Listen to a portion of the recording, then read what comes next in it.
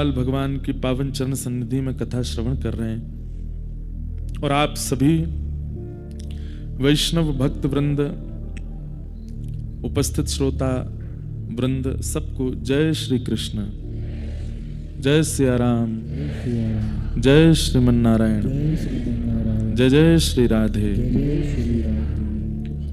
परमानंद और सुख का अनुभव हो रहा है। इतनी बार बद्रीनाथ आने का अवसर मिला, लेकिन जो अनुभूतियां अभी अनुभव कर रहे हैं, ऐसी अनुभूतियां पूर्व में भी कभी अनुभव में नहीं आई हैं। सबसे पहली बात तो बद्रीनाथ में हमेशा हम लोग ऐसे काल में आए हैं कि जब यहां तिल रखने की भी जगह नहीं होती, और उस समय इतनी शांतिपूर्वक कथा नहीं हो पाती। गाड़ियों की, बसों की, लोगों की इतनी आवाज रहती है कि दिक्कत तो होती है। फिर कहीं आना जाना भी हो, दर्शन भी करना हो तो मन बनाना पड़ता है, बड़ी जैक लगानी पड़ती है, कैसे जाएं दर्शन करने, इतनी भीड़ है। 3-3 किलोमीटर की लाइनें लगी रहती हैं। और फिर वर्षा का समय हो जाता है, बारिश हो जाती है, और कभी कभी धूप इतनी तेज निकल आती है कि कपड़े उतारने की इच्छा होती है कि बस बनियान में घूम लें। यहाँ तो इतनी गर्मी भी कभी कभी होती है। सबसे बड़ी बात है कि दर्शन का सुख और सत्संग का सुख ऐसा पूर्व में नहीं मिला जैसा इस बार मिल रहा है। और उसका कारण ये कार्तिक मास, भगवान का अति प्रिय दामोदर मास, कार्तिक मास। हमारा कितना बड़ा सौभाग्य है कि इस कार्तिक मास में हम लोग भू वैकुंठ बद्रीनाथ में विराजमान हैं।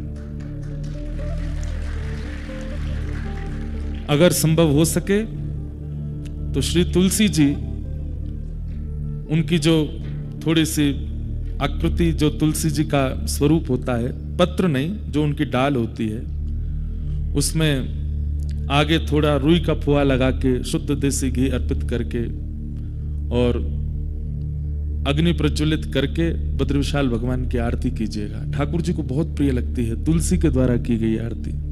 और कार्तिक मास में विशेष रूप से हमारे वृंदावन में दीपदान होता है, मंगला में ठाकुर जी के दर्शन, यमुना जी का स्नान और तुलसी से आरती। ये ठाकुर जी की विशेष प्रिय आरती है। कहते हैं कि जबरदस्ती तोड़ना नहीं, कहीं सूखी तुलसी जी का पौधा हो, उसकी सूखी हुई टहनी हो, उससे आरती कीजिए।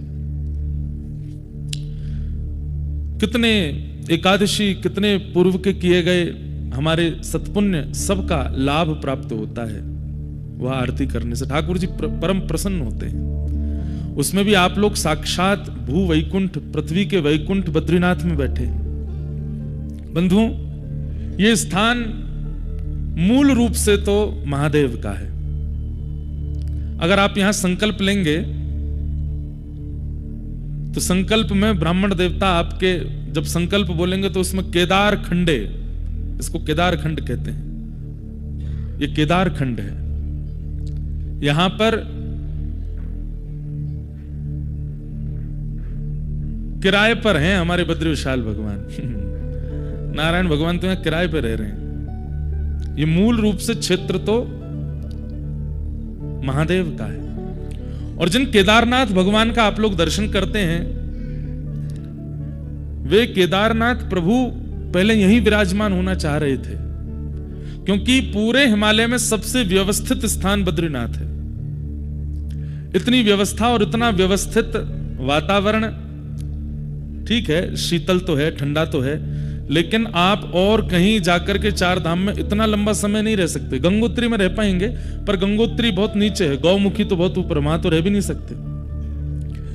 तो मूल रूप से चार धामों में बद्रीनाथ जो है ये व्यवस्थित है, यहां पर निवास किया जा सकता है। केदारनाथ में आप ज्यादा दिन नहीं रुक पाएंगे, व्यवस्था इतनी नहीं है।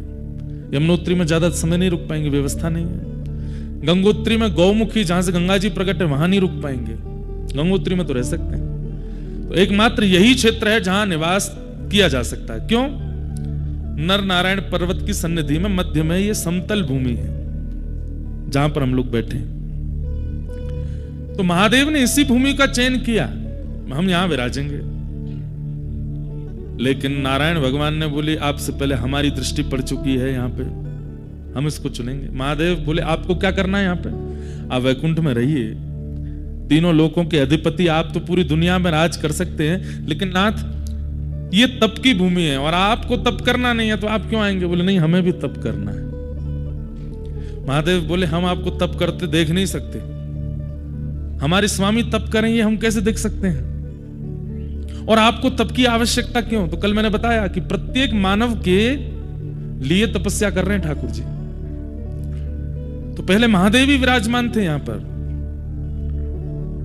लेकिन नारायण भगवान विचार किए कि राजी राजी नहीं मिलेगी जगह तो छलबल से ले लेंगे हम, और एक छोटे से बालक का रूप धारण करके तप्त कुंड के पास में, जैसे एक बालक किलकारी मार के रोता है, ऐसे ठाकुर जी रोने लगे। पार्वती मैया तप्त सरोवर में स्नान करने जब आई, महादेव से कहा अरे ऐसा लगता है कि कोई देवांगना भ्रमण करने आई थी। बंधुओं एक बात बोले, हम ये मानवों का स्थान है ही नहीं, ये देवताओं की भूमि है, यहां देवता विचरण करते हैं, यहां यक्ष यक्षिणियां विचरण करती हैं, यहां सप्त ऋषि विचरण करते हैं, और कईयों को उनका अनुभव होता है। बस कभी अनुभव हो उससे डरिएगा नहीं। जैसे अनुभव हो कि कुछ विचित्र है, या तो छोटे कद का कोई दिख रहा है या बहुत विशाल कद का कोई दिखा, नारायण नारायण नारायण नारायण नारायण बस बोलते रहिएगा, डरिएगा नहीं, भयभीत मत होइएगा, क्योंकि भूमि उन्हीं की है, उनका यहां पर स्वाभाविक दिख जाना हो सकता है हो, और जून जुलाई के महीने में तो शायद होता ही नहीं है, क्योंकि भीड़ इतनी होती है। अभी यहां बहुत संख्या कम है, मेरे हिसाब से 2-2.5 हजार लोग भी नहीं होंगे पूरे बद्रीनाथ में। इतनी कम संख्या जब होती है तो निश्चित है कि देवजन आ ही जाते, तो हो सकता है कि जो यहां निवास कर रहे हो उनको कुछ अनुभव हो जाए। वो बात अलग है, कोई घोड़ा बेच के सो जाता है तो उसको तो क्या ही अनुभव होगा, पर किसी को अनुभव हो जाए तो भयभीत मत होना, विचलित मत होना, भागना नहीं डर के, बस हाथ जोड़ करके नारायण नारायण नारायण, और थोड़ी सुध बुध रहे तो जो दिखें उनसे प्रार्थना कर लीजिएगा कि आप आए, बड़ी कृपा। अब उनसे भी प्रार्थना कीजिए कि वो भी अनुग्रह करा दें। होगा कोई अनुभव सूक्ष्म रूप का ही, लेकिन होगा जरूर। हमें हो चुका है इसलिए हम बता रहे हैं आपको, घबराइएगा नहीं। तो ये तो देवांगनाओं की भूमि है, देवताओं की भूमि है। तो छोटे से बालक को देख पार्वती जी महादेव के पास गई और जाकर के बोली, ऐसा लगता है कोई देवी अपना बालक छोड़ गई है यहीं पे, हम इसका पालन पोषण करेंगे। महादेव बोले रुक जाओ, मुझे तो ये बालक मायावी लगता है। इतनी भयानक कड़कड़ाटी ठंड में कोई माँ अपना बालक कैसे छोड़ के जा सकती है, वो भी देवी। अब भाई इंसानों की बात तो कुछ भी, इंसान तो कुछ भी कर सकते हैं, पर देवी देवता। पार्वती जी बोली आप हर जगह अपना ज्यादा दिमाग मत लगाया कीजिए, हो सकता है भूल गया हो कोई, ऐसे नहीं होता, ये मायावी बालक है, हम इसको नहीं लेंगे। पार्वती जी बोली नहीं, हम तो इसको रखेंगे। और जहां बद्री विशाल भगवान विराजमान है वहीं पर उनको विराजमान कर दिया, और खेलने के लिए बद्री फल यानी कि बेर, बद्री का मतलब क्या होता है, बेर। इसको बद्रीनाथ क्यों कहते हैं, 2 कथाएं हैं, सुनिएगा दोनों। बद्री फल यानी कि बेर, वो गेंद की आकृति का होता है। महादेव तो तपस्या में रहते हैं, उन पर कहां से खिलौना आए, तो बद्री फल ही दे दिया बालक को खेलने के लिए। छोटा सा बालक अपने कभी मुख में लेवे, कभी हाथ लेके उसको घूम घुमा के देखे। पार्वती जी तो बड़ी आनंद में है, लेकिन महादेव कह रहे हैं हमको पता नहीं क्यों जब से ये बालक आया है तब से हमको ऐसा लग रहा है कि कोई माया है। पार्वती जी छोड़ो, आप तो ऐसे सोचते रहे, चलिए तप्त सरोवर में स्नान करके आते हैं। महादेव बोले इसको भी ले चलो, नहीं नहीं बाहर सर्दी बहुत है, हम इसको नहीं लेके जाएंगे, हम चलते हैं। दोनों गए, स्नान करके जैसे लौटे तो कपाट बंद। पार्वती जी बोली इतने बड़े बड़े दरवाजे बंद कैसे हुए। महादेव बोले हमको तो पहले ही लग रहा था वो बालक मायावी है। जैसे ही दोनों दरवाजे खोले तो खुले नहीं। खूब प्रयास किया, महादेव ने क्रोध में भर करके जैसे ही अपने भुजा का प्रहार किया तो द्वार जैसे ही खुला, आहा शांताकारं भुजगशयनं पद्मनाभं सुरेशम। जो शेष शैया पर शयन करते हैं, शांत जिनका आकार है, पद्मनाभ जो हैं जिनकी नाभि से कमल प्रकट होता है। एक बात आपको बताएं, कमल ब्रह्मा की रचना नहीं है, कमल भगवान की रचना है, इसलिए भगवान को बहुत प्रिय है। ब्रह्मा जी ने पूरी सृष्टि बनाई, मुझे आपको बनाया, पर कमल ब्रह्मा ने नहीं बनाया। इसलिए आप चाहे जो भी कुछ प्रस्तुत कीजिए, ठाकुर जी की प्रस्तुति में वो वस्तु अति प्रिय है जो ठाकुर जी ने बनाई है, या लक्ष्मी जी ने बनाई है, या किशोरी जी ने बनाई है, या महादेव से प्रकट हुई है। कमल भगवान से प्रकट हुआ है। बल्कि विधाता कमल नहीं बनाते, कमल विधाता को जन्म देता है, कमल पर विधाता आते हैं।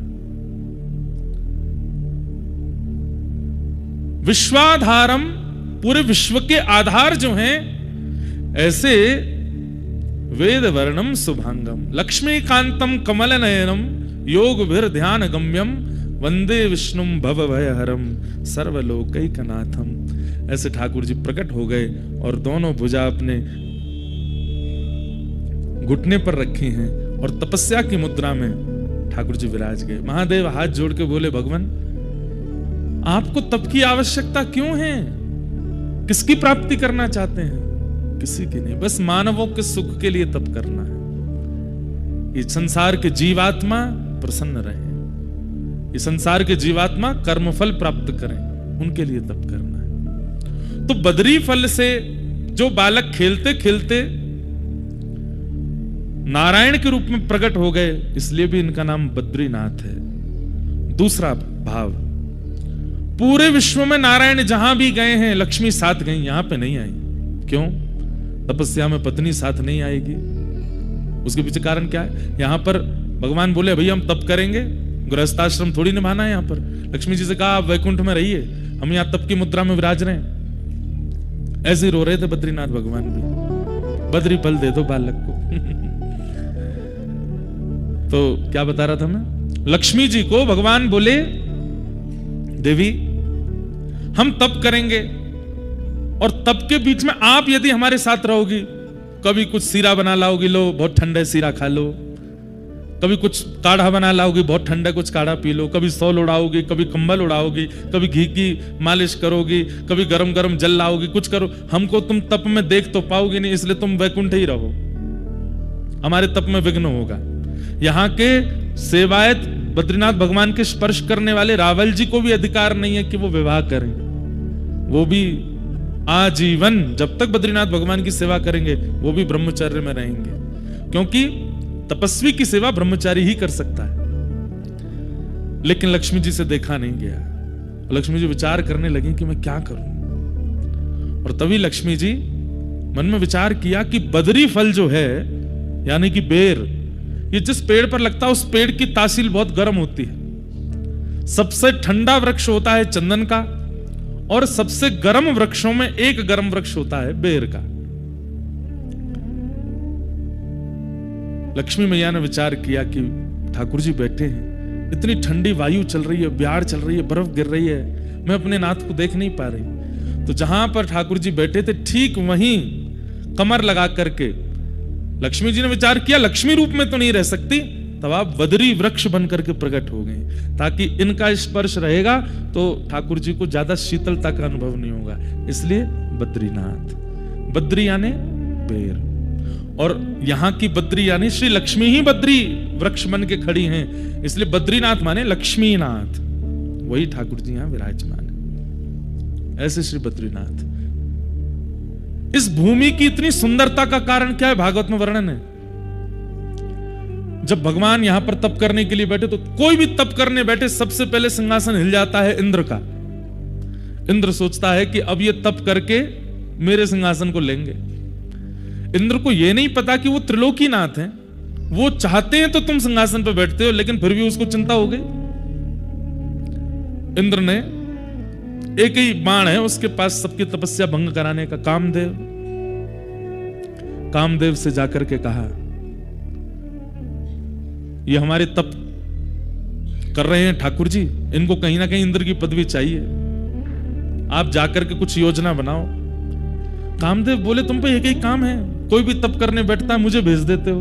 महादेव ने जला करके भस्म कर दिया था मुझको, नारद जी से तुमको कुछ हुआ, नारद जी के लिए भेज दिया, यही करते रहते हो। अभी भगवान तप कर रहे हैं, करने दो उनको। वो नहीं नहीं नहीं नहीं, देवलोक की रक्षा के लिए जाओ। तो कामदेव जब आता है, कोई ऐसा नहीं कि वो पुरुष, वो माहौल बनाता है ताकि चित्त में काम का प्रादुर्भाव हो। और माहौल के लिए उसने क्या किया? सुंदर पवन बहने लगी, सुंदर सुंदर वृक्ष प्रकट कर दिए इन पर्वतों पर, ऐसी सुंदरता फैला दी। यहां थोड़ी दूर पर फूलों की घाटी है, हेमकुंड साहिब जाते हैं वहां पर, ऐसे सुंदर पुष्प हैं, विश्व के सबसे सुंदर पुष्पों की घाटी है यहां पर। कामदेव ने सुंदर पुष्प, सुंदर वृक्ष, सुंदर सब कुछ व्यवस्थित कर दिया कि देख करके सबके चित्त में काम प्रकट होने लगे। लेकिन ठाकुर जी की तपस्या को भंग नहीं कर पाया। ठाकुर जी तो मंद मंद मुस्कान लगे, कोई बात नहीं, अच्छा है हमारे आश्रम को, ये भगवान का आश्रम है, बद्रिक आश्रम, एक प्रकार से आप ठाकुर जी के आश्रम आए हो। बोले अच्छा है, हम तो तपस्या में बैठे हैं, सेवकगण है नहीं, बढ़िया कामदेव पूरे आश्रम को सजा रहा है, अच्छा है सजा लो।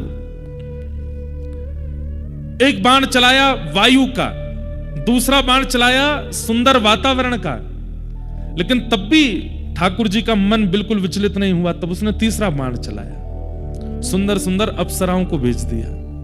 कोई नृत्य कर रही है, कोई गा रही है, कोई श्रृंगार कर रही है, कोई ठाकुर जी के लिए प्रसादी बना रही है, सब ठाकुर जी को चारों ओर से घेर ले।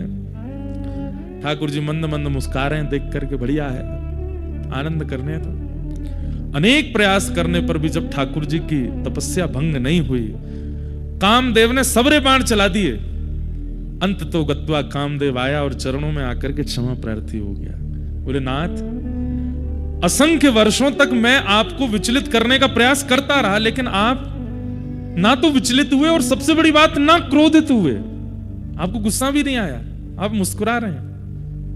मुझसे गलती हो गई, अपराध हो गई, क्षमा कर दो। भगवान बोले नहीं, हमको तो बहुत प्रसन्नता है, हम तो यहां तपस्या कर रहे थे, उठना हमारा है नहीं, तुमने बढ़िया हमारे आश्रम को सजा दिया, बहुत अच्छा किया। अब जाओ नहीं, सब यहीं रह जाओ, इस नगर की और इस आश्रम की सुंदरता बढ़ाते रहो। तो ये जो सुंदरता है यहां पर, ये जो सौंदर्य है, ये किया गया था ठाकुर जी की तपस्या भंग करने के लिए, लेकिन ठाकुर जी ने इस सौंदर्य को सदा के लिए यहीं पर अवस्थित कर दिया। और भगवान ने कहा देखो, हर तपस्या करने वाला अपनी तपस्या तोड़ दे ऐसा नहीं है। और ये तुम बात बात पर अप्सराओं को लाके खड़ा मत किया करो। तुम सोचते हो कि हमें अप्सराएं अपने ऊपर व्याकुल कर लेंगी। बोले गलती हो गई भगवान। भगवान बोले रुको। और ठाकुर जी ने ऐसे अपनी जंघा का, अपनी उरु का जैसे ही घर्षण किया, तो यहां के घर्षण से थोड़ा सा मैल गिरा, और उस मैल से, यहां के घर्षण से उर्वशी प्रकट हो गई। कहते हैं प्रकट तो अनेक अप्सराएं हुई भगवान के ऐसी जंघा का घर्षण करते ही। ऐसी अप्सराएं प्रकट हुई, ऐसी अप्सराएं प्रकट हुई कि इंद्र अपनी अप्सराओं से सबके मन को विचलित करता है, लेकिन ठाकुर जी के जंघा से जैसे ही अप्सराएं प्रकट हुई, स्वयं कामदेव विचलित हो गया। बोले मैंने सुंदरताएं बहुत देखी, ऐसी नहीं देखी। भगवान बोले अब तुम जिनको लेके आए थे उनको तो यहीं व्यवस्थित कर दो, इनमें से किसी एक को ले जाओ। और उनमें से एक को लेकर के इंद्र गए हैं, वही उर्वशी, जिनकी आराधना करने से सुंदर पत्नी की प्राप्ति होती है, ऐसा कहते हैं। सुंदर पत्नी की प्राप्ति होगी, सुंदर रूप की प्राप्ति होती है, सौंदर्य की प्राप्ति होती है। उर्वशी, उर्वशी का भी जन्म स्थान है यही बद्रीनाथ। लेकिन तब देवताओं ने आकर के हाथ जोड़ करके ठाकुर जी की आराधना की। और कल हम आरती गा रहे थे ना, वो आरती नहीं, स्तुति है बद्रीनाथ भगवान की। और उस स्तुति में ये भाव करने वाले जैसे नारायण है, वैसा किसी ने नहीं किया। एक संत की वाणी मैंने सुनी, भगवान तप क्यों कर रहे हैं, इसका दूसरा कारण क्या है। कई संतों ने, कई विद्वानों ने, कई ऋषियों ने भगवत प्राप्ति के लिए तप किया, आज भी कर रहे हैं। दो चारों से तो मैं भी मिला हूं जो आज भी तप कर रहे हैं। यहां पर जो चरण पहाड़ी है, आगे माणा से ऊपर सतोपंथ के मार्ग हैं, वहां आगे कई गुफाएं हैं और वहां कई संत आज भी रहते हैं और रह करके ठाकुर जी के लिए तप कर रहे हैं। तो भगवान कहते हैं कि भाई ये यथामाम प्रपद्यन्ते ताम तथैव भजाम्यहम्। जो मुझे जैसे भजता है मैं उसे वैसे ही मिलता हूं। तो कहीं ना कहीं जब व्यक्ति तप करता है तो ठाकुर जी को अपने ऊपर ऋण जैसा लगने लगता है, भार जैसा लगने लगता है। ठाकुर जी बोले इतनी कठिनाई सह करके, इतना अव्यवस्थित होकर के ये मेरी आराधना कर रहा है, कहीं इसके मन में यह विचार ना आ जाए कि नाथ हम इतना तप करते हैं, आप तो वैकुंठ में आनंद फरमाते हो, आनंद करते हो। तो ठाकुर जी भी यहां तप में बैठे और ठाकुर जी बोले तुम सबके तप की तो अवधि है, किसी के 50 वर्ष, 100 वर्ष, 500 वर्ष, 1000 वर्ष, पर मैं ऐसे तप में बैठूंगा जब तक पृथ्वी लोक है तब तक मेरा तप चलता ही रहेगा। अनावृत तप कर रहे हैं ठाकुर जी। तो कभी अगर ठाकुर जी के सामने कोई गुस्सा करता है, हे नाथ पत्नी छोड़ दी, बच्चे छोड़ दिए, सब छोड़ छाड़ करके हम भजन करते हैं और आप हम पर कृपा नहीं कर रहे, ठाकुर जी बोले हम भी कर रहे हैं, बद्रीनाथ में जाके देख ले, शिकायत मत करें हमसे, हमने भी पत्नी बच्चे छोड़ दिए, अपने एकांत में रह करके हम भी भजन कर रहे हैं। तो कहीं कोई शिकायत ना करे और कहीं कोई ठाकुर जी पर ऋण ना डाल दे, इसलिए भी ठाकुर जी यहां तप में बैठे और हमें दिखाने के लिए बैठे हैं। बोले तुम क्या तप करोगे, हमारा तप देखो कैसा तप है, अद्भुत। ऐसे हमारे श्री बद्री विशाल भगवान, उन्हें हम बारंबार प्रणाम करते हैं, उन्हें बारंबार वंदन करते हैं। विश्वंभर, विश्व के जो पालक हैं ऐसे श्री बद्रीनाथ भगवान, उन्हें हम बारंबार प्रणाम करते हैं। जिनकी आराधना यहाँ इंद्र भी करते हैं, चंद्र भी करते हैं, सूर्य भी करते हैं, कुबेर भी करते हैं, शेष भी करते हैं, महादेव भी करते हैं, यक्ष किन्नर सब आकर के यहाँ पर स्तुति करते हैं। ऐसे बद्री विशाल भगवान को हम बारंबार प्रणाम करते हैं। कितनी बात बताऊं, हमको तो आती रहती हैं कोई ना कोई बातें। स्वर्ग का मार्ग भी यही है। अच्छा, आज सुबह एक भावना चित्त में आई, स्वर्ग का रास्ता, यहीं से पांडव लोग गए थे स्वर्गारोहण को। स्वर्ग का रास्ता तो यह है, पर वैकुंठ का रास्ता, वैकुंठ का रास्ता कहां है बताओ, किसी को पता है? वैकुंठ का रास्ता शरीर, ये शरीर ही वैकुंठ दिलाता है। ये 4 पहिया गाड़ी होती है, वही ले जाती है कहीं ना कहीं। ऐसे ये 4 पहिया है हमारे, 2 हाथ 2 पैर, ये 2 आंखें, ये 2 हेडलाइट है हमारी। ये पेट्रोल डालने वाला जो टैंक होता है वो ये रहा, मुंह यहीं से जाता है सब। पेट जो है टैंक है, कोई गाड़ी की 50 लीटर होती है, कई 60 लीटर, कोई 80-90 लीटर, ऐसे हम सबके भी लीटर बने हुए हैं। कोई 2 रोटी, कोई 4 रोटी, कईयों के तो महाराज 18-18 रोटी चल जाती हैं, कई तो नाप के पाते हैं, इतनी चाहिए। आजकल तो ऐसे बच्चे नहीं है, पर हमने देखे हैं ऐसे भी, कब खिला दो। ऐसे ऐसे जीव है महाराज संसार में, भोजन का नाम ले दो और उनको भूख लगाती है। हमारे परिकर में भी हैं 2-4 ऐसे, यहां पे नहीं है, इधर मत देखना कहीं, वो आए नहीं है। क्यों नहीं आए? कोई बद्रीनाथ में भोजन मिलेगा ही नहीं। कम खाना होता है ना यहाँ पे। तो ये शरीर गाड़ी है, स्वर्ग का रास्ता। लोग बात कहते हैं, मेरे को फोन पे भी अभी बात कर रहे, बोले वहां तो स्वर्ग की सीढ़ियां दिखाई देती हैं। मैंने हाँ, आपने देखी? नहीं, मैंने वैकुंठ की देखी। अरे वैकुंठ की देखी आए? मैं स्वर्ग वाली से तो फिर भी उतर के आना पड़ता है कभी ना कभी, छिन्ने पुण्य मर्त लोकम विसंति। पर वैकुंठ की सीढ़ी देखने वाला, वैकुंठ जाने वाला दोबारा लौट के नहीं आता। वैकुंठ की सीढ़ी क्या है? तब मन में आया, वैकुंठ का रास्ता तो शरीर है। इन आंखों का आश्रय लेकर के, इन कानों का आश्रय लेके, मुख का आश्रय लेके, हाथ का आश्रय लेके, चरणों का आश्रय लेके, मन का आश्रय लेके, बुद्धि का आश्रय लेके, हमारे भीतर की जीवात्मा इस देह का आश्रय लेती है, तभी उसको वैकुंठ मिलता है। वैकुंठ का रास्ता शरीर है। बहुत सुंदर भाव है। आइए हम कृष्ण उद्धव संवाद में प्रविष्ट होते हैं। भगवान अपनी लीला संवरण करने की स्थिति में हैं और उद्धव पर विशेष कृपा कर रहे हैं। उद्धव को अपने समीप बैठा करके भगवान ज्ञान उपदेश कर रहे हैं और उद्धव को भगवान कहते हैं भैरवी। तम तु सर्वं परित्यज्य स्नेहं स्वजन बंधुषु मय्यावेशय मनः सम्यक् समदृक् विचरस्वगान्। उद्धव को भगवान आज्ञा कहते हैं। आज्ञा होती है कि भाई संसार के विषयों का त्याग करो, संसार के विषयों का त्याग करो, संसार के संबंधों का त्याग करो। पर यहां पर ठाकुर जी ने एक विशिष्ट शब्द का प्रयोग किया, स्नेहम, स्नेह का परित्याग करो। भले ही पत्नी का त्याग ना करना पड़े, बच्चों का त्याग ना करना पड़े, कुल खानदान संपत्ति का त्याग ना करना पड़े, संसार की प्रवृत्ति का त्याग ना करना पड़े, पर इस संसार में जो आपका स्नेह है, अत्यंत आसक्ति है, उसका त्याग करो, उसका त्याग करो। स्नेह का त्याग। बंधुओं, ये जो हम कल से यहां प्रवचन सुन रहे हैं ना, मुझे पढ़ते पढ़ते इतना आनंद होता है, इतना रोमांच हो जाता है चित्त में। क्यों? क्योंकि ये बातें स्वयं श्री कृष्ण बोल रहे हैं, स्वयं ठाकुर जी बोल रहे हैं, वेद व्यास जी बोल रहे हो, शुकाचार्य जी बोल रहे हो, आचार्य चरण बोल रहे हो, तब भी हमको आनंद होता है। पर जब स्वयं भगवान बोल रहे हैं तो एक प्रकार से प्रमाणित हो जाता है कि भाई स्वयं ठाकुर जी बोल रहे हैं, तो इस बात को तो मानना है।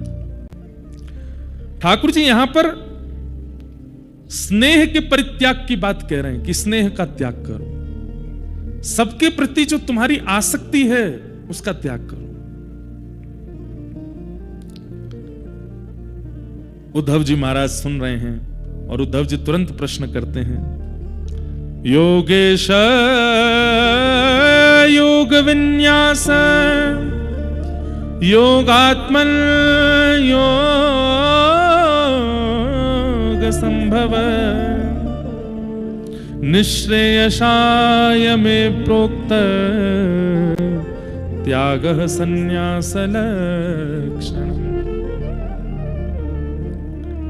बंधुओं, अगर किसी व्यक्ति को रोटी की भूख लगी हो और आप उसको दूध निवेदित कर दो, क्या उसका पेट भरेगा तृप्ति से? नहीं भरेगा। किसी व्यक्ति को रोटी की भूख लगी है, आप उसको दूध ऑफर करो, दही ऑफर करो, पानी ऑफर करो, कुछ भी, मतलब रोटी के अलावा कुछ भी देने का प्रयास करो। अब मरता क्या नहीं करता वाली स्थिति में तो वो कुछ भी खा लेगा, लाओ भाई दो, कुछ भी जाए, पेट तो बचे। लेकिन उसकी तृप्ति ही रोटी से ही होने वाली है। भगवान यहां पर स्नेह के परित्याग की बात क्यों कर रहे हैं? स्नेह क्या है? आत्मा का आहार है। बहुत ध्यान से सुनिएगा। हम आपसे एक बात कह दें, पूर्व की कथाओं को छोड़िए, आगे होने वाली कथाओं को भी विचार मत कीजिए। सब जगह भक्ति, प्रेम आदि आदि सब उत्सव आदि प्रधान रहते हैं, यहां ज्ञान प्रधान है और जीवन लाभकारी ज्ञान प्रधान है इस कथा का। इसलिए बहुत ध्यान से सुनिएगा। आलस्य को आने मत दीजिएगा। कुंभकर्ण की पत्नी है निद्रा देवी, उससे तो 100 फीट दूर रहिएगा, कहीं भी आक्रमण ना करे, क्योंकि मौसम ऐसा है कि हो सकता है। बहुत ध्यानपूर्वक सुनिए। ठाकुर जी कह रहे हैं, उद्धव, व्यक्ति की भूख रोटी मिटा सकती है, दूध नहीं, दही नहीं, अन्य अन्य सामग्री नहीं। पर हम अपनी आत्मा के साथ क्या करते हैं? आत्मा का आहार है स्नेह, और वो स्नेह के रूप में हम वो सब ही दे रहे हैं। मतलब उसको दूध ही पिलाते हैं। आत्मा कहती है मैं भूखी हूं, हम उसको दूध पिलाते हैं। दूध किस रूप में? संसार के प्रियजनों से प्रिय प्रेम संबंध मान करके, उनके प्रति आसक्ति बना करके। आत्मा सदैव अतृप्त क्यों रहती है? एक व्यक्ति अनेक काल तक हमें अच्छा क्यों नहीं लगता? कुछ दिन बाद उसमें दुर्गुण क्यों दिखने लग जाते हैं? क्योंकि हमारी आत्मा ये बात मानती है कि भाई इससे मेरी तृप्ति नहीं है। तुम जिसका आस्वादन मुझे करा रहे हो, इससे मैं तृप्त होने वाली नहीं हूं।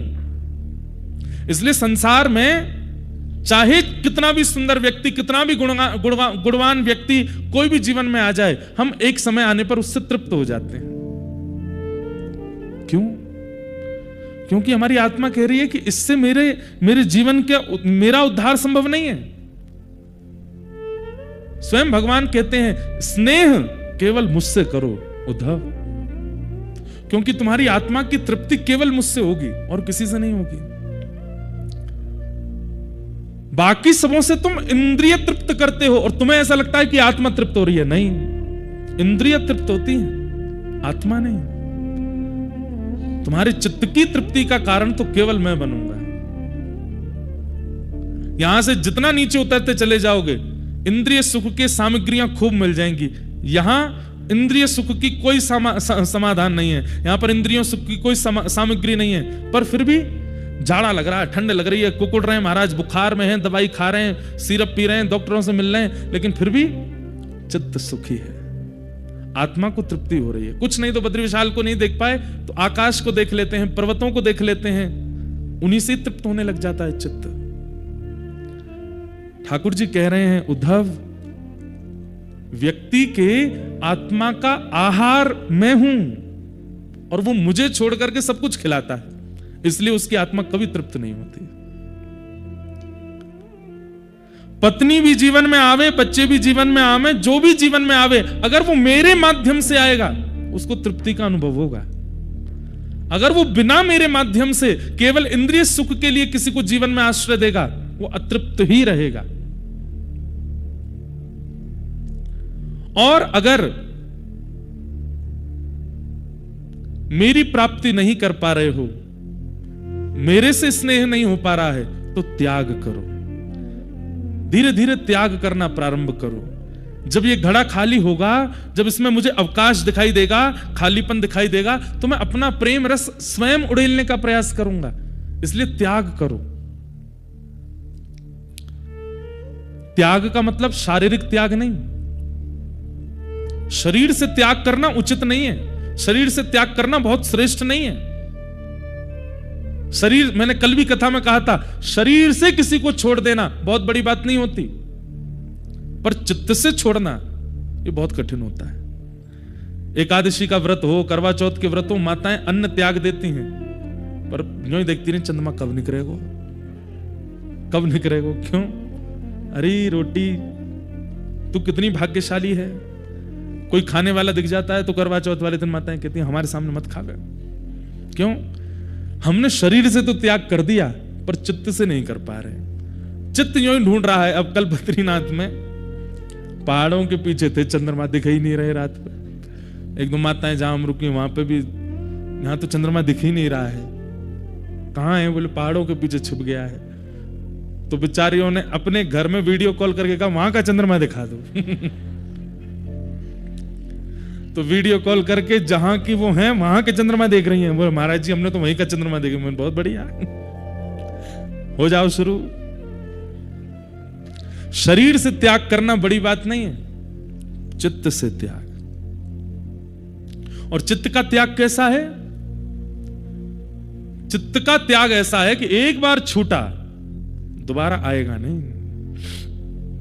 एक बार रोटी अगर त्याग दी तो दोबारा उसके प्रति इच्छा नहीं होगी। चित्त का त्याग कैसा है कि चित्त अगर त्याग करता है तो जिसका त्याग किया उसके प्रति घृणा बुद्धि हो जाती है, और घृणा बुद्धि ना भी हो तो उसकी आवश्यकता नहीं लगती है। यह चित्त का त्याग है। शरीर का त्याग कैसा है? मजबूरी लगती है, छोड़ना ही पड़ेगा, आवश्यकता तो बहुत है लेकिन क्या करें, छोड़ना है। शरीर का त्याग नहीं। भगवान तो कितनी बार आज्ञा करते हैं, बोले मैं भी गृहस्थाश्रम में रहता हूं, सबके संग रहो, सबके बीच में रहो, पर अपने चित्त पर किसी को अधिकार जमाने मत दो। तब अर्जुन कहता है, वो उद्धव कहते हैं, बंधुओं एक बात कहें, कृष्ण अर्जुन संवाद वो हाई स्कूल की पढ़ाई है, और कृष्ण उद्धव संवाद ये यूनिवर्सिटी लेवल है। इसको समझ लीजिएगा, बस अद्भुत है। अब इसके बाद एक ऐसा प्रसंग आएगा वो बहुतों ने सुना है, लेकिन ये सारे प्रसंग कृष्ण उद्धव संवाद से ही प्रकट हुए। अब उद्धव कहते हैं, बोले नाथ आपका कहना बहुत आसान है कि भाई स्नेह का त्याग करो, लोगों को चित्त पर हावी मत होने दो, किसी को भी अपने चित्त पर आक्रमण मत करने दो, त्याग करो त्याग करो। ये कहना बहुत आसान है ठाकुर जी, ये त्याग होगा कैसे ये सिखाओ। त्यागोयम दुष्करो भूमन कामानां विषयात्मभिः सुतराः त्वयि सर्वात्मन् भक्तेरिति मे मति। बोले बताना कहना बहुत आसान है कि त्याग करो, करवाना सिखाइए, होगा कैसे। और जो लोग त्याग कर देते हैं उनके लक्षण क्या होते हैं? जो लोग त्याग कर पाते हैं, जो इस प्रकार की स्थिति जो आप बता रहे हैं, जो कर लेते हैं, वो ऐसा क्या करते हैं? उनकी जीवनचर्या कैसी होती है? उनका विचार कैसा होता? उनका स्वभाव कैसा होता? उनके लक्षण कैसे होते हैं? कृपा करके मुझे बताइए कि त्याग करने की स्थिति बनती कैसे? तब भगवान कहते हैं, आत्मानो गुरुरात्मैव पुरुषस्य विशेषतः यत् प्रत्यक्षानुमानाभ्यां श्रेयो सावनुविन्दते प्रायेण मनुजालोके लोकतत्त्वविचक्षणा समुद्धरन्ति आत्मानम् आत्मानैवाशुभाशयात्। कितनी अच्छी बात। ठाकुर जी कह रहे हैं त्याग वो ही कर सकता है दो लोग। कौन? पहला वो जिसने संसार के विषय को चखा ही ना हो। जिसने चखा ही नहीं होगा उसके जीवन में विषय आएगा कैसे? समझ रहे हैं हमारी बात? बहुत ध्यान से सुनिएगा। बोले जिसने विषय का कभी रस ही नहीं लिया है, विषय का आस्वादन ही नहीं किया, वो उस विषय में आसक्त कैसे होगा? या तो उद्धव वो व्यक्ति निरासक्त रह सकता है जिसने कभी विषय का आस्वादन नहीं किया हो, और दूसरा कौन? बोलो जिसने अतीत में आस्वादन कर लिया हो। उद्धव बोला बीच में कोई नहीं है। बोले या तो आस्वादन ही नहीं किया हो या अतीत आस्वादन कर लिया हो, ये दो ही लोग निरासक्त हो सकते हैं। मध्यस्थ कौन है? भगवान बोले मध्यस्थ वो है जो संपूर्ण विश्व को गुरु में मान करके हर स्थिति से कुछ ना कुछ अनुभव कर लेता हो, पूरे विश्व के चलन चाल को पहचान जाता हो, विश्व का ज्ञान जिसको हो गया हो। सीधी बात, ज्यादा कॉम्प्लिकेटेड नहीं करेंगे। तीन लोग निरासक्त हो सकते हैं। पहला जिसने कभी विषय का आस्वादन नहीं किया हो वो, दूसरा जिसने विषय का अतिशय भोग कर लिया हो, अब ऊब चुका हो वो, तीसरा जिसने ज्ञान मार्ग लेकर के गुरुजनों का आश्रय करके और ज्ञान मार्ग से इस विषय का बिना आस्वादन किए ही सब कुछ जान लिया हो कि इस विषय का क्या फल है, ऐसा करने से क्या होता है, इससे क्या होगा, इससे क्या होगा। तीन ही लोग हैं जो निरासक्त रह सकते हैं। अब हम आप सब कौन सी श्रेणी में जा सकते हैं बताओ? पहली वाली तो निकल चुकी है, विषय का आस्वादन ना किया हो, ऐसा तो यहां कोई बैठा नहीं है। हां, आज भी कई पापजन्य विषय हैं संसार के, उनका हमने स्पर्श तक नहीं किया है, लेकिन फिर भी संसार के कई विषयों में हम सब लोग आ चुके हैं। अब आस्वादन एक बार चख लिया है तो अब तो वो जाने वाला है नहीं। अब अतीत किया तो प्रतीक्षा करो कि अति में चख लें, इतना कर लें कि महाराज एक दिन उससे पूरा मन ही भर जाए। तो इसमें भी भय है, क्या पता मन भरा ही नहीं तो करते चले गए पाप हो गया। तो हमारे पास तीसरा रास्ता बता है, क्या? ज्ञान मार्ग। और ज्ञान मार्ग का मतलब क्या है? गुरु शरणागति का मार्ग। गुरुजनों के आश्रय में बैठ करके उद्धव, जो व्यक्ति सत्संग श्रवण करता है, गुरु वाणी श्रवण करता है, गुरु आज्ञा श्रवण करता है, मेरे द्वारा किए गए प्रवचनों को श्रवण करता है, ऐसा व्यक्ति बिना विषय का आस्वादन किए बैठे बैठे श्रवण इंद्रिय से ही विषय निवृत्त हो सकता है। कैसे?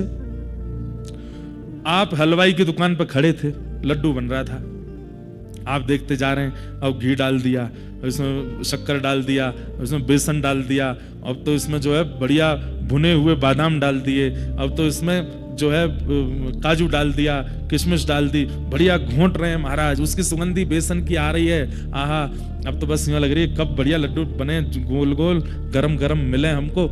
इतने में ही हम पीछे से किसी ने बुलाया तो हम एक क्षण के लिए पीछे गए, लौट करके आए तो देखने लगे अब तो लड्डू बन रहे हैं, अब तो खाने का मन हो रहा है।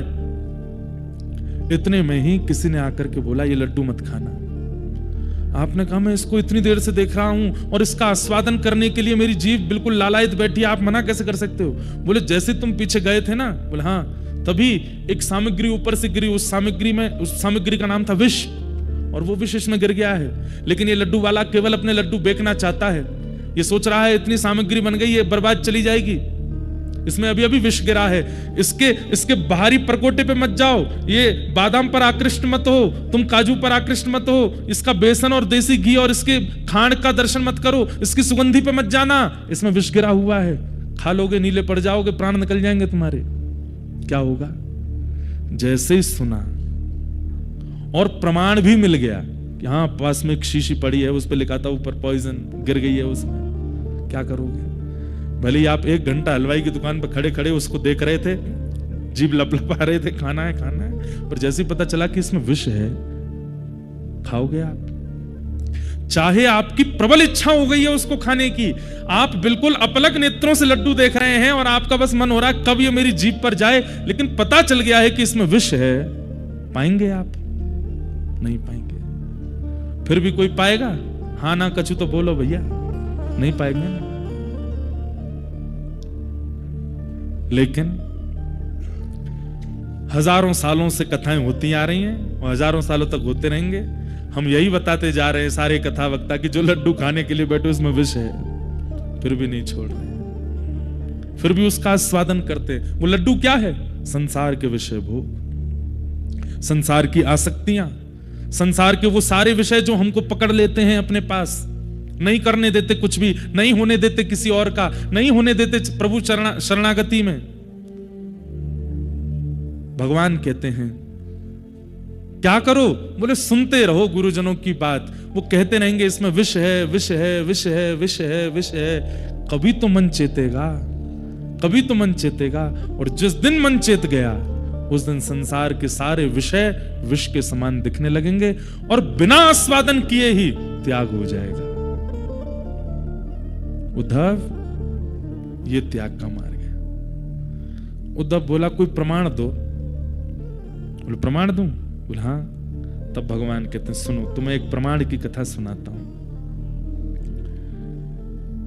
कि यदु नैव महाभागो ब्रह्मण्येन सुमेधसा, कि यदु नैव महाभागो ब्रह्मण्येन सुमेधसा, पृष्टः सभाजितः प्राह प्रश्रयावनतं द्विज। उद्धव, हम किस कुल में जन्मे हैं? उद्धव बोला हम यदुकुल में हैं। अच्छा एक बात बताओ, मैंने यदुकुल क्यों चुना, तुम्हें पता है? उद्धव बोले नहीं। बोले इतने बड़े बड़े तपस्वी, इतने बड़े बड़े ज्ञानी, इतने बड़े बड़े वैदज्ञ हैं संसार में, पर मैंने यदु महाराज के वंश को ही क्यों चुना कि मुझे इसी में अवतार लेना है? उद्धव बोले मुझे नहीं पता। बोले चलो आज बताता हूं। बोले हमारे कुल के पितृ हैं, हमारे पूर्वज हैं यदु महाराज, और वे यदु महाराज एक बार अत्यंत, जब संसार के बहुत विषय भोग सब कुछ उन्होंने देख लिया, संसार की खूब उपलब्धियां देख ली, संसार का खूब वैभव देख लिया, ऐश्वर्य देख लिया, नाम प्रतिष्ठा सब कुछ उन्होंने अनुभव कर लिया। उसके बाद एक दिन एकांत में बैठे बैठे उन्होंने सोचा मेरे पास आज संसार की हर वस्तु है, ऐश्वर्य है, धन है, संपत्ति है, विवेक है, बुद्धि है, परिवार है, सब कुछ है, बल है। एक व्यक्ति को जीवन जीने के लिए जो जो वस्तु चाहिए वो सब है, और थोड़ा बहुत नहीं है, अति में है, लेकिन फिर भी मन को शांति क्यों नहीं है? तब हमारे कुल के प्रणेता श्री यदु जी महाराज, वे मेरे परम भागवत भक्त श्री प्रहलाद जी के पास गए, और प्रहलाद जी से जाकर के उन्होंने अपना ये मन का भाव कहा कि मैंने सब कुछ देख लिया अपने जीवन में, लेकिन मेरे मन को एक स्थिरता, एक शांति का अनुभव नहीं होता प्रहलाद जी। तो प्रहलाद जी महाराज बोले आपको सत्संग की आवश्यकता है, आपको एक दिशा निर्देशन करने वाले गुरु की आवश्यकता है। यदु बोले कौन है गुरु? मैं बड़े बड़े गुरुजनों के पास जाता हूं, वे सब तो मुझे ही प्रणाम करने लगते हैं, वे सब तो मुझे ही वंदन करने लगते हैं, ऐसे कौन से गुरु होंगे जो मुझे शिष्य रूप में स्वीकार करें? बोले आपको गुरुजन प्रणाम क्यों करते हैं? इसलिए प्रणाम करते हैं क्योंकि उनको पता है आप यदु हो, आप अत्यंत श्रेष्ठ हो। ऐसे व्यक्ति के पास आपको जाना चाहिए जिसकी आपकी श्रेष्ठता और अश्रेष्ठता से कोई फर्क ना पड़ता हो। गुरु वो है जो माला पहनाने वाले का ज्यादा प्रेम ना करे, गाली देने वाले से ज्यादा बैर ना करे। ऐसा गुरु जीवन में आना चाहिए। बोले ऐसे गुरु कौन है? बोले चलिए मेरे साथ। तभी आप उनको लेकर के गए। आहा, प्रहलाद जी महाराज कहते वो रहे आपके गुरु। यदु महाराज ने देखा क्या है, तभी देखा तो मिट्टी पूरे अंग पर लपेटी हुई है, कहीं भस्म लगा रखी है, कूड़ा कचड़ा पड़ा है, पूरी मिट्टी से अपने तन को लपेट रखा है, पतला दुबला शरीर है, बड़ी जटाएं हैं। आहा, लेकिन मिट्टी में ऐसे धसे हुए हैं, पर जहां जहां से मिट्टी का अवकाश है वहां से ऐसा लगता है जैसे मानो दिव्य तेज प्रकट हो रहा हो। कौन है? भगवान के परम अवतार अवधूत चिंतन श्री गुरुदेव दत्त, श्री दत्तात्रेय भगवान। बोलो दत्तात्रेय भगवान की जय। बोलिए हमारे पीछे अवधूत चिंतन श्री गुरुदेव दत्त। बोलिए। ये भगवान के गुरु स्वरूप के अवतार हैं श्री दत्तात्रेय। अनसुईया मैया उनके पातिव्रत की परीक्षा लेने के लिए ब्रह्मा विष्णु महेश तीनों गए और तीनों ने जाकर के भिक्षा मांगी। अनसुईया मैया बोली क्या चाहिए भिक्षा में? बोले आप दुग्ध पान करा दीजिए। तुरंत अनसुईया मैया ने तीनों को छोटा बालक बना दिया और छोटे छोटे बालक, गोद के बालक बना करके ब्रह्मा विष्णु महेश तीनों को दुग्ध पान करा दिया। तीनों इतने प्रसन्न हो गए, बोले मां हम आपके पातिव्रत पर बार बार वारी वारी जाएं, न्योछावर जाएं। हम इतना सुंदर रूप धारण करके, युवावस्था धारण करके आए और आपने हमारी बात भी रख ली और हमारा अपना कार्य भी कर दिया, कुछ अपना पातिव्रत भी नष्ट नहीं होने दिया, छोटे छोटे बालक बना दिया हमको। कृपा कर दीजिए, अब आपने अपने वक्ष का दूध पिलाया है तो हम आपके यहाँ संतान रूप धारण करके आएंगे। और अनसुईया मैया के यहाँ पर वही तीनों एक रूप धारण करके आए, श्री दत्तात्रेय भगवान। और श्री दत्तात्रेय भगवान के रूप में उनका इसलिए दत्तात्रेय जी के 3 मुख हैं, ब्रह्मा भी हैं, शिव भी हैं और नारायण भी हैं। दत्तात्रेय प्रकट हुए। दत्तात्रेय के पास कौन गए हैं? श्री यदु महाराज। और यदु महाराज ने जाकर के थोड़ी देर उनकी स्थिति देखी। भोजन नहीं करते हैं, कोई दे जाए तो खा लेते हैं। स्नान नहीं करते हैं, कोई व्यवस्था कर जाए तो स्नान कर लेते हैं। मतलब स्वयं चेष्टा कुछ भी नहीं करते। लेकिन उनके मुखमंडल को देख के क्या लग रहा था? परम प्रसन्न और परम आनंद। यदु महाराज बोले सब कुछ मिलने के बाद भी जो मुझे नहीं है, कुछ ना भी होने के बाद वो इनके पास है। यदु महाराज ने कहा आप करते धरते कुछ है नहीं, आप कहीं आते जाते हैं नहीं, आपका घर परिवार है नहीं, फिर भी आप इतने प्रसन्न कैसे हैं, इतने निरासक्त कैसे हैं? किसी वस्तु में आपकी आसक्ति क्यों नहीं है? कोई आपके सामने करोड़ों की संपत्ति धर जाता, आप उससे आसक्त नहीं होते, कोई गाली दे जाता, आप उससे बैर नहीं करते। इन सब का कारण क्या है? इतनी समरसता आपके अंदर कैसे आ गई? ऐसा कौन सा ज्ञान है आपके पास जिससे आप ऐसे बन गए हैं? दत्तात्रेय भगवान बोलते हैं बैठो, मेरे 24 गुरु हैं और उन 24 गुरुओं के बारे में मैं तुम्हें बताऊंगा जिनके कारण मुझे यह प्राप्त हुआ। बंधुओं, दत्तात्रेय भगवान के 24 गुरु हैं, इसका एक कारण क्या है? दीक्षा गुरु एक ही होना चाहिए, मंत्र देने वाले गुरु एक ही होने चाहिए, पर सीखने वाले, सिखाने वाले गुरु अनेक हो सकते हैं। आप जिससे भी सीखते हैं उसको अपना गुरु। अभी आज क्या होता है, ये प्रसंग सुनने से पहले आपकी दृष्टि क्या है वो सुनिए, और इस प्रसंग के बाद आपकी दृष्टि क्या होनी चाहिए, दोनों का ध्यान रखिएगा। ध्यान से सुनो। अभी आपकी दृष्टि कैसी है? आप यहां से बाहर निकलते हैं, जितने लोगों से मिलते हैं उनमें 2 ही चीज का दर्शन करते हो, या तो गुण या दोष। इस प्रसंग को सुनने के बाद, यहां से निकलने के बाद, ना तो किसी में आप दोष देखेंगे, ना किसी में गुण देखेंगे, केवल एक स्थिति का अनुभव करेंगे, क्या इससे मुझे क्या सीखने को मिल रहा है। अगर आप इस दृष्टि से आगामी 2-3 दिन भी बद्रीनाथ में विचरण कर लिए कथा के विश्राम दिवस पर आपसे ज्यादा प्रसन्न व्यक्ति कोई नहीं होगा। इस बात को सुनिएगा मत, प्रैक्टिकल कीजिएगा। आज इसी प्रसंग के बाद से जो दिखे सामने उसमें ना गुण देखो ना दोष देखो। ये भी एक प्रश्न आता है, आगे आएगा। भगवान ने उद्धव से कहा किसी में दोष नहीं देखना, तो उद्धव ने कितनी अच्छी बात कही भगवान से। क्या कहता है? बोले ठाकुर जी आप उस स्थिति में हो कि आपको किसी में दोष नहीं दिखते। पहाड़ के ऊपर चढ़ जाने वाले व्यक्ति को टूटे हुए घर नहीं दिखते, बनी हुई बिल्डिंगें नहीं दिखती, कलर रंग नहीं दिखते, सब समान दिखते हैं। पर नीचे रहने वाला, अब कल चरण पहाड़ी चढ़ के देखना, यहां पे इतना कंस्ट्रक्शन चल रहा है बद्रीनाथ में, वहां से कुछ नहीं दिखेगा आपको, वहां से सब सामान्य दिखेगा।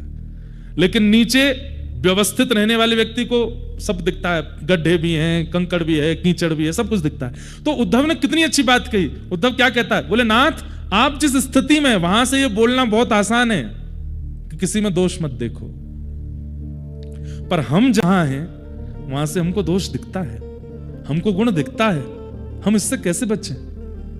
भगवान इतने प्रसन्न हो गए उद्धव से। ठाकुर जी बोले बात तो सही है।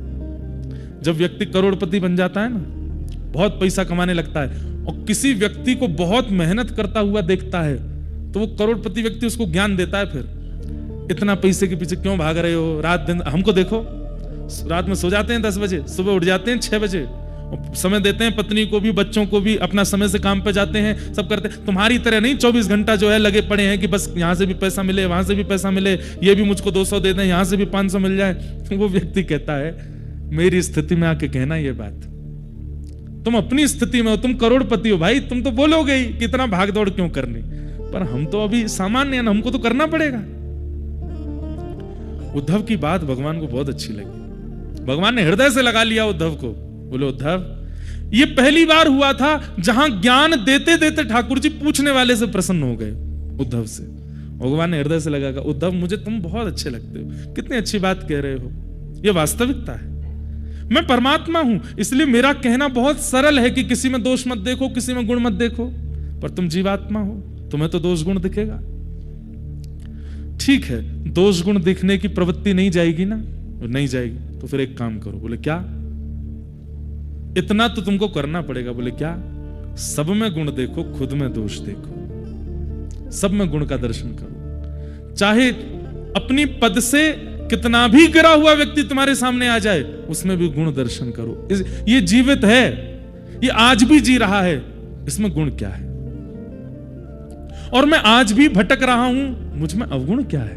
हर दिन ये तो कर सकते हो। तब उद्धव बोला हाँ ये कर सकते हैं। बोले यही करो। एक दिन यही करते करते करते करते अपने दोष देखते देखते एक दिन ऐसा आएगा उद्धव, तुम जब नजर घुमा के देखोगे तो मैं जहां खड़ा हूं मेरे बगल में ही खड़े होगे, और फिर मेरे बगल में खड़े होगे तो सब समान ही दिखेंगे ना, फिर तो दोष नहीं दिखेगा ना। बोला हाँ नाथ ये हो सकता है। बहुत सुंदर प्रसंग है उद्धव कृष्ण संवाद। अब यहां से दत्तात्रेय भगवान अपने 24 गुरुओं का वर्णन कर रहे हैं। इन 24 गुरुओं की वार्ता सुनने के बाद मैं फिर कह रहा हूं, ना किसी में दोष देखिएगा ना किसी में गुण, जो दिख जाए उसमें बस यही देखिएगा इससे मैंने क्या सीखा। अब ऐसे नहीं चलते फिरते आदमी में ही देखते चल रहे हो, कोई बैठा है, कोई कुछ कह रहा है, आपसे मिला है, उससे आपने क्या सीखा। मान लीजिए कोई बहुत लोभी व्यक्ति आया आपके सामने और उसकी बातें सुनकर के आपके मन में आया कि भाई बहुत लोभी है, उसमें दोष मत देखो, बल्कि उसको प्रणाम करो। आपके व्यवहार से, आपकी वार्ताओं से मैंने ये चीज अनुभव की, अगर ऐसा लोभ मेरे अंदर आएगा तो वो दूसरे को कितनी पीड़ा देगा। आप मेरे गुरु हैं, आपने मुझे सिखा दिया कि लोभ नहीं करना है।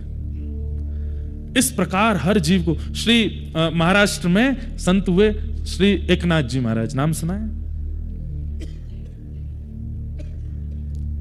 एकनाथ जी महाराज रोज गंगा स्नान करने जाते थे, और जिस मार्ग से जाते थे उसी मार्ग में एक घर था, वहां ऊपर बैठ करके एक विजातीय व्यक्ति, मुस्लिम व्यक्ति जल पीता, और जब एकनाथ जी निकलते उनके कभी आगे कभी इधर कभी उनके ऊपर कुल्ला कर देता।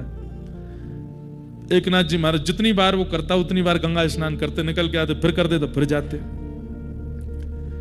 एकनाथ जी महाराज से किसी ने कहा, आप इस पर क्रोध क्यों नहीं करते, हम आपको 5 दिन से देख रहे हैं, ये रोज आपको परेशान करता है, हंसता है, और आप फिर बोले कि नहीं अच्छा है ना, मैं तो एक ही बार स्नान करके चला जाता, ये इसकी बढ़िया कृपा है कि इसकी वजह से 10 बार जाता हूं गंगा जी, एक बार डुबकी लगा के चला जाता, पर ये कितनी बड़ी कृपा करता है मेरे ऊपर, ये कहता एक बार नहीं 10 बार जाओ, 12 बार जाओ, 15 बार जाओ, इसकी कृपा से 15 बार गंगा मैया मुझे गोद में लेती हैं, इसलिए मुझे उस पर क्रोध नहीं आता।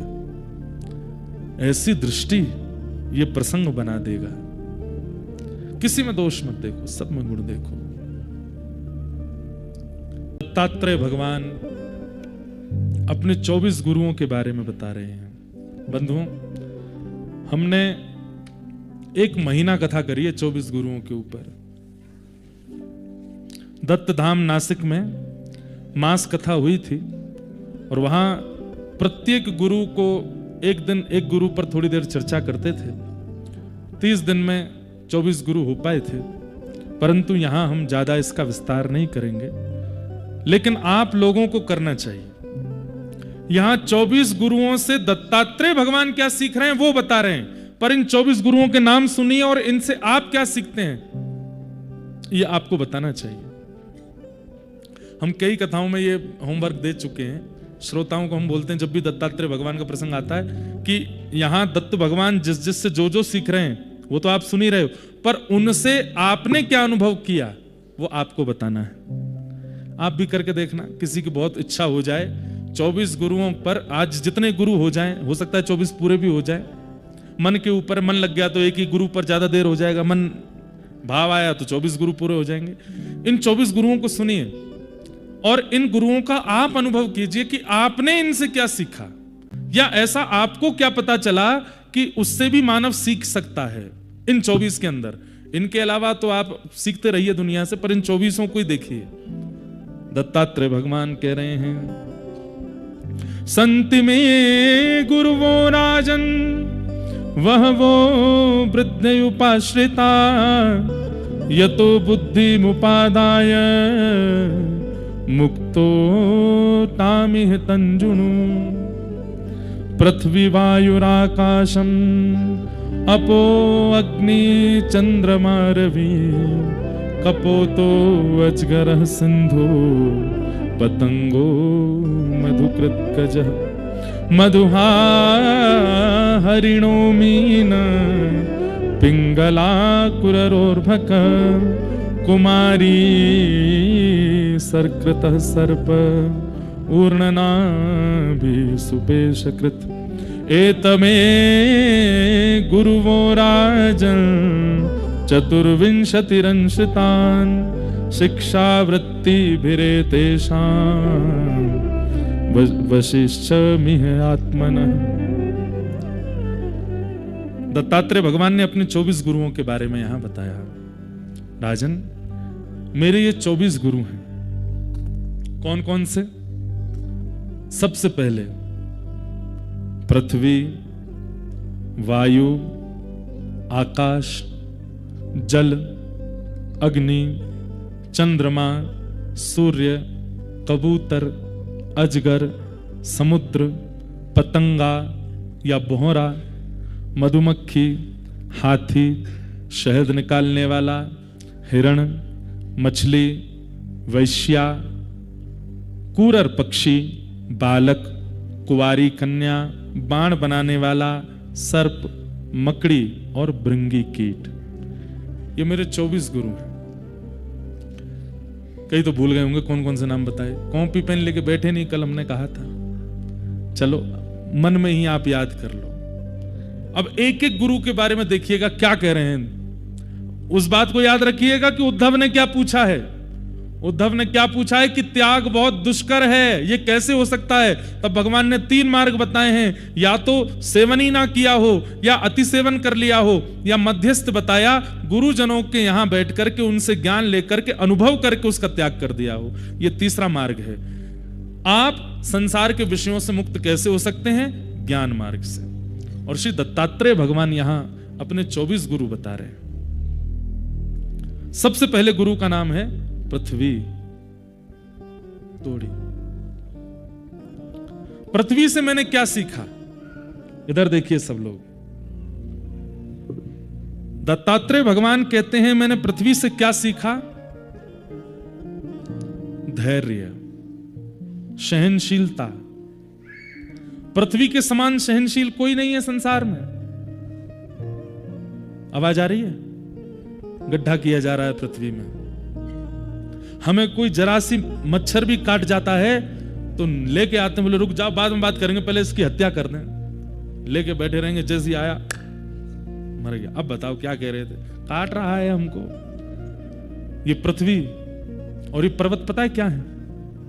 ये पर्वत पृथ्वी के मुखमंडल है, केश है।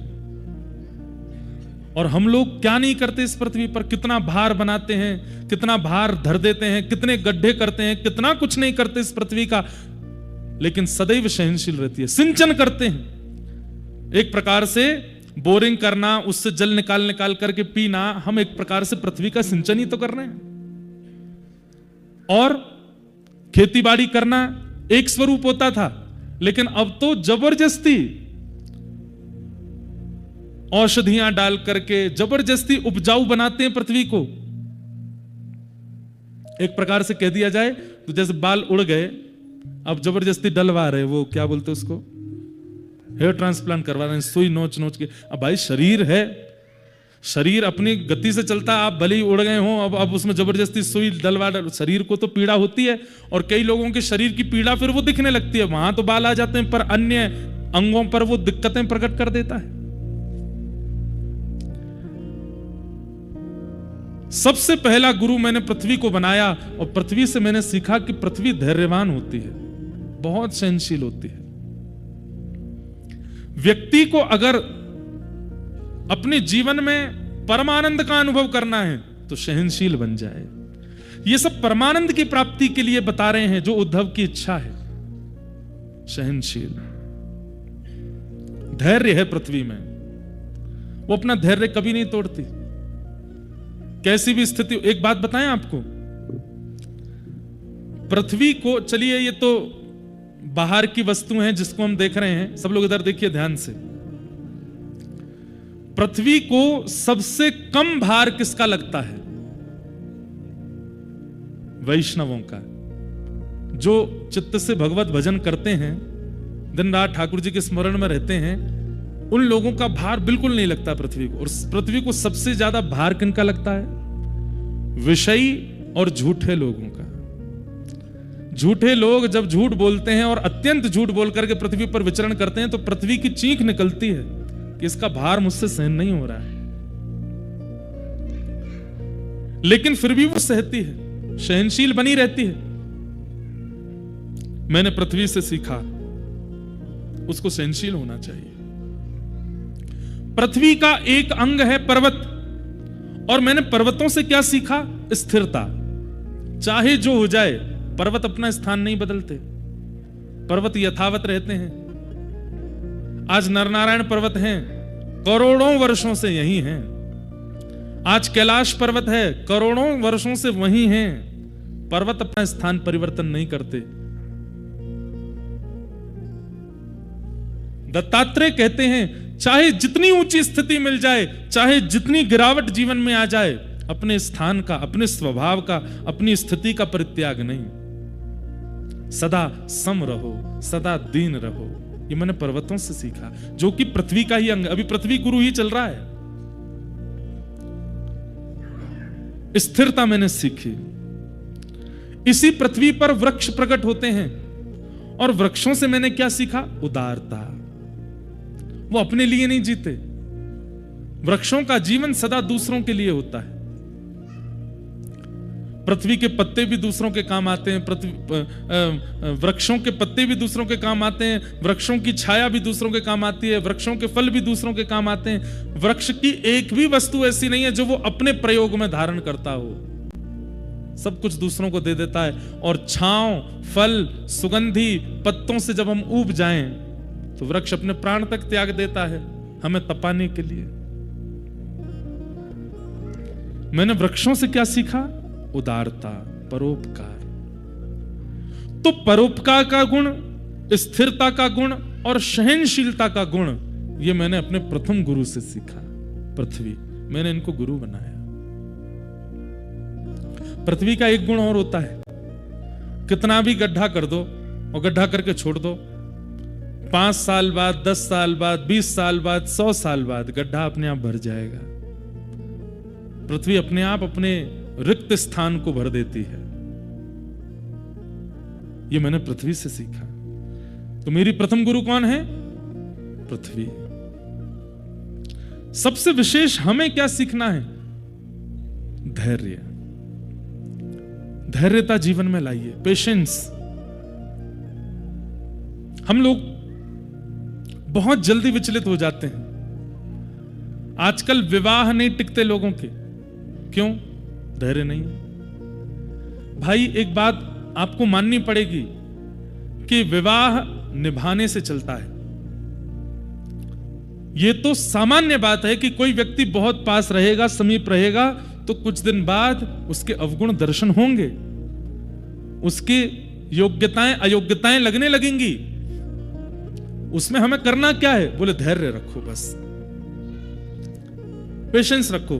धैर्यता पूर्वक निर्वहन करते चलोगे, करते चलोगे, करते चलोगे, कुछ समय व्यतीत करोगे, उसके बाद आदत हो जाएगी। एक बात लिख लीजिएगा, आदत जिसकी होगी वही अपना विवाह निभा पाएगा।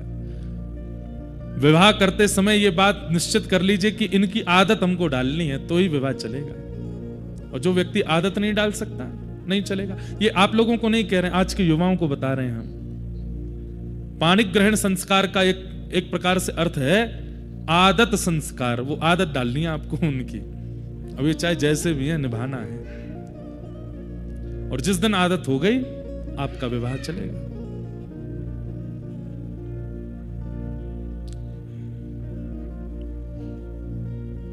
निभाना सीखिए, पेशेंस, अपने अंदर स्थिरता लाओ, धैर्यता लाओ।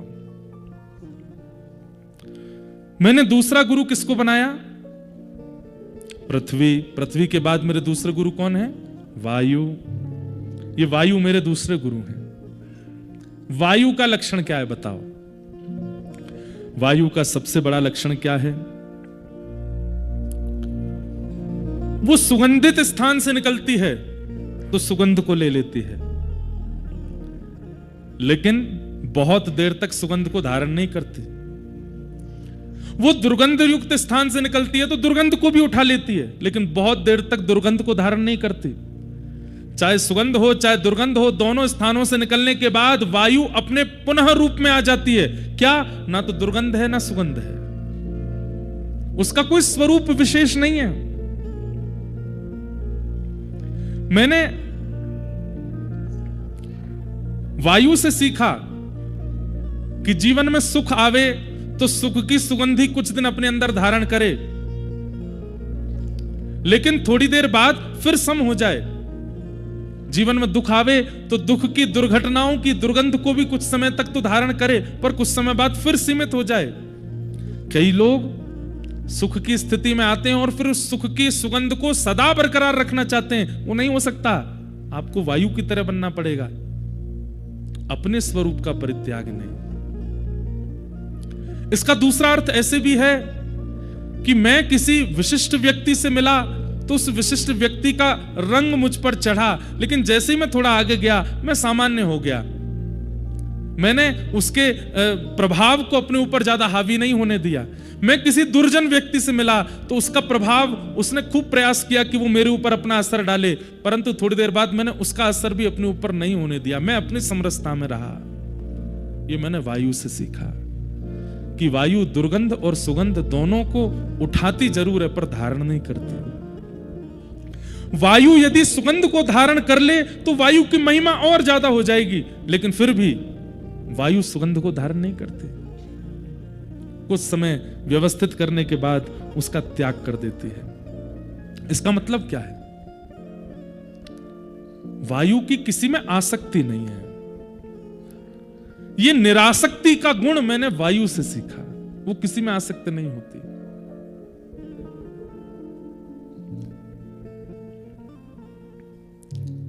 किसी संत के पास किसी ने जाकर के माला पहना दी और उस संत ने उसकी अति प्रसन्नता नहीं की, तो सामने वाले व्यक्ति को मन में होने लगा मैंने इतनी महंगी माला पहनाई और ये मेरी प्रशंसा नहीं कर रहे हैं। लेकिन तभी किसी ने आकर के गाली भी दी, तो संत ने उसका भी कोई तिरस्कार नहीं किया। तब माला पहनाने वाले को लगा नहीं, ये व्यक्ति ही सम है, मेरे द्वारा प्रदत्त की गई माला या किसी के द्वारा प्रदत्त की गई गाली, उससे इन पर कोई असर नहीं हुआ। हमारे वृंदावन में स्वामी श्री हरदास जी महाराज, एक बार उनका दर्शन करने के लिए बादशाह अकबर आया। तानसेन ने कहा कि बादशाह बनकर के जाओगे तो हमारे गुरुजी नहीं मिलेंगे, अपना रूप बदल करके चलो। तो बादशाह अकबर तानसेन का तंबूरा उठाने वाला बनकर के गया। जैसे ही स्वामी श्री हरदास जी महाराज के सन्मुख पहुंचे, स्वामी जी महाराज जैसे ही गाने लगे, तानसेन ने मना किया था अकबर को कि वाहवाही मत करना, हमारे गुरुजी को वाहवाही करने वाले अच्छे नहीं लगते। लेकिन अकबर खूब सोच के गया वाहवाही नहीं करूंगा, लेकिन आदत से मजबूर जैसे ही स्वामी जी ने गाना प्रारंभ किया, अकबर के मुख से वाह वाह वाह निकल पड़ी। तुरंत स्वामी श्री हरदास जी ने नेत्र खोलकर, कौन है ये? इसके स्वर से पता लगता है कि कोई मुगल सल्तनत का व्यक्ति है। ए तानसेन, किसको लेके आए हो? बोले महाराज, जहां पना अकबर हैं, हिंदुस्तान के इस वक्त राजा हैं।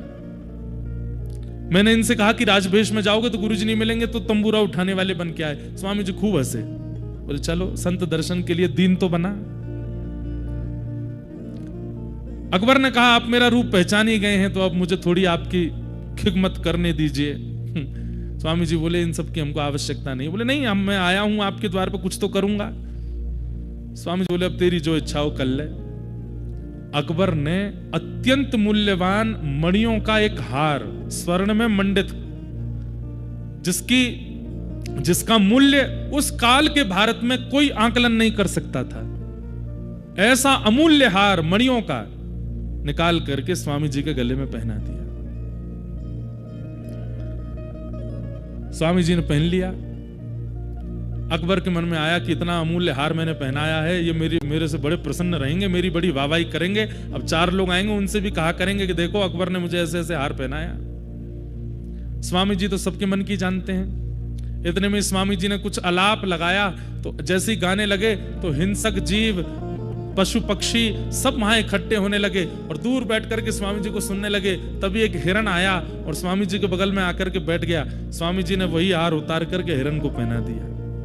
अकबर बोला रुकिए, ये क्या कर रहे हैं, क्या कर रहे हैं? इतने में तो हिरण भाग गया वहां से, हार पहन करके वन में चला गया।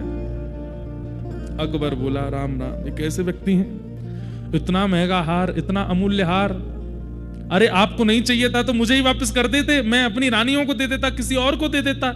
एक हिरण को पहना दिया, इतना भी मूल्य नहीं समझा आपने मेरे द्वारा प्रदत्त की गई सामग्री का? स्वामी जी बोले बैठ जा, बहुत देर रह गई है तो बोलते बोलते मन में यूं ही विचार करके आयो कि तेरी प्रशंसा करेंगे हम, रुक जा। फिर कुछ गाया तो जैसा वो हिरण था ऐसे असंख्य हिरण प्रकट हो गए और सब हिरणों के गले में वही हार था जो अकबर ने पहनाया। और बोले सुन देख, सबन के गले में हार हैं? बोले हाँ, वैसा ही हार है जैसा तैने पहना। बोले हाँ, लेकिन शर्त यह। बोले क्या? अब तू जा, अपनो वारो हारी लेके चलो जाए, यहां से तेरो वारो कौन सा ढूंढ ले। अकबर समझ गया, बोले कि ये सामान्य नहीं है भैया, संसार के अत्यंत उपलब्धि देने से इनको खरीदा नहीं जा सकता, ये ठाकुर जी के हो चुके हैं। तो वायु से मैंने क्या सीखा कि सुगंधी कभी तुम्हारा मोल तुम्हें खरीद ना ले, तुम्हारे ऊपर आधिपत्य ना बना ले, और कभी दुर्गंध भी तुम्हारे ऊपर आधिपत्य ना बना ले। तुम सदा अपने रस में रहो। यहां पर सुगंध का अर्थ सात्विक रूप में नहीं है, तामसिक रूप में है। सुगंध का अर्थ मतलब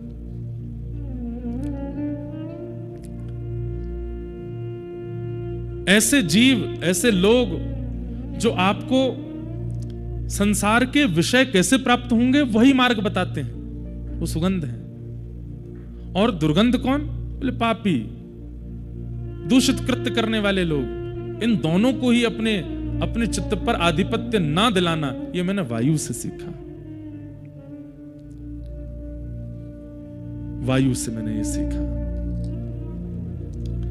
वायु से मैंने सीखा वो पवित्र रहती है, वो कभी किसी को अपने ऊपर आधिपत्य नहीं करने देती। मैंने तीसरा गुरु किसको बनाया? मेरे तीसरे गुरु का नाम है आकाश। ये आकाश मेरे तीसरे गुरु हैं। और इनसे मैंने क्या सीखा?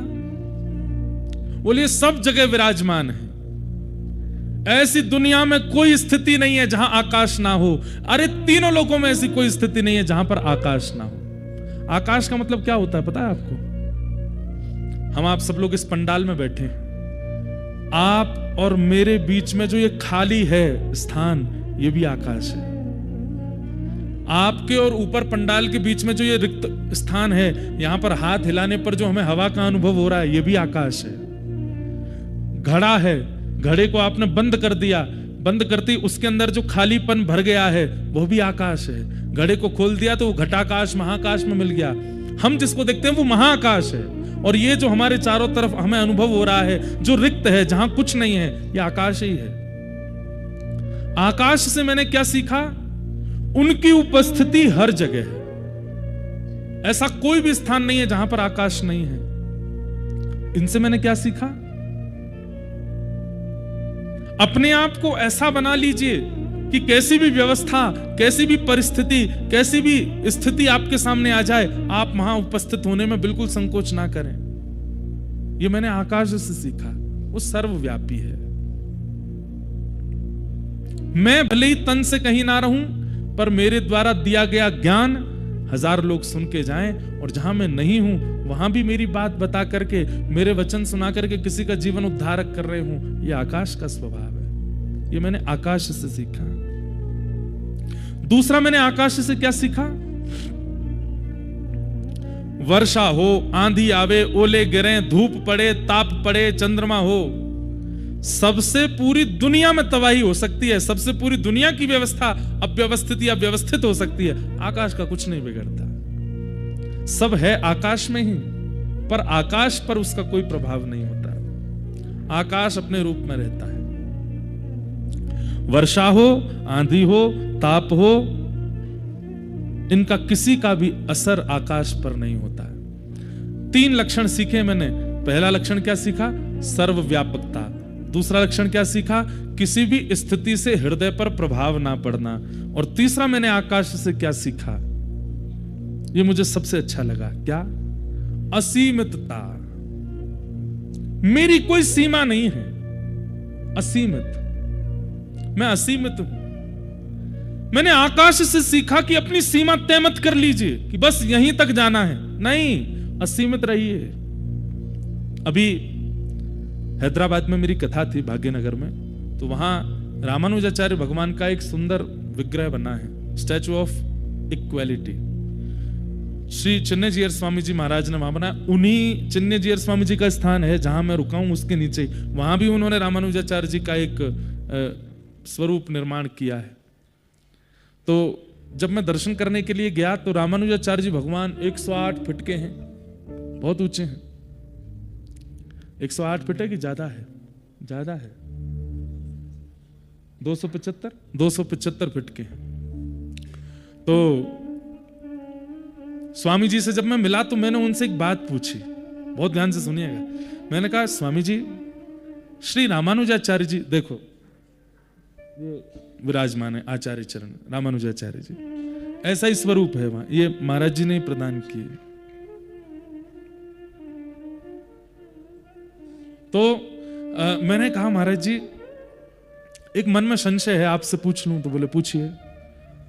मैंने कहा, ये दक्षिण भारत है और जब जेठ का महीना आता होगा, भीषण गर्मी, चिलचिलाती धूप आकाश में होती होगी,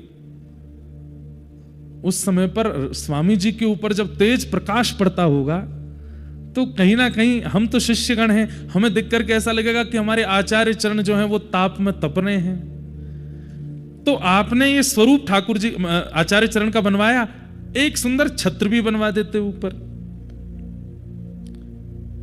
कितना सुंदर उत्तर दिया।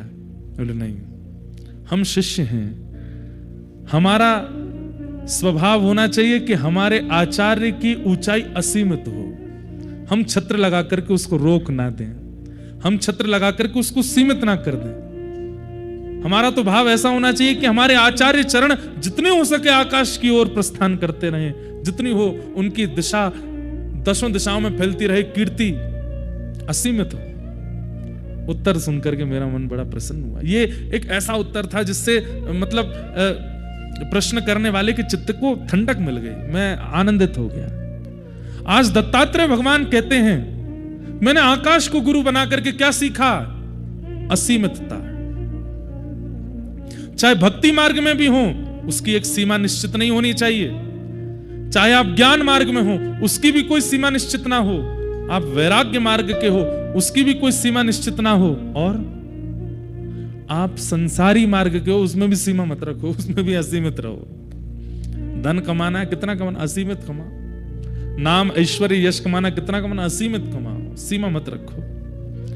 जो व्यक्ति सीमा निश्चित कर लेता है, कहीं ना कहीं उस व्यक्ति को अपने जीवन में बहुत कुछ उतार चढ़ाव अनुभव होते हैं। पर जिस व्यक्ति की कोई सीमा नहीं है, चलते जाना है। एक बात बोले आपको, अगर व्यक्ति को ना पता हो कि गिरिराज जी की परिक्रमा 22 किलोमीटर की है, तो 22 किलोमीटर चल जाएगा, उसको कुछ नहीं होगा। उसको पता है कि 22 किलोमीटर की है, इसीलिए 18 किलोमीटर बाद, अरे कितनी और रह गई, अभी 3 किलोमीटर और है, अभी कितना और रह गया, कितनी दूर और है। सीमा पता है, इसलिए सीमा के नजदीक आने पर पीड़ा का अनुभव होने लगता है। आज आप धन कमा रहे हैं, मान लीजिए आपने सीमा निश्चित कर ली, इतना धन मुझको कमाना है, तो आपको उतार चढ़ाव, हानि, लाभ सबका अनुभव होगा।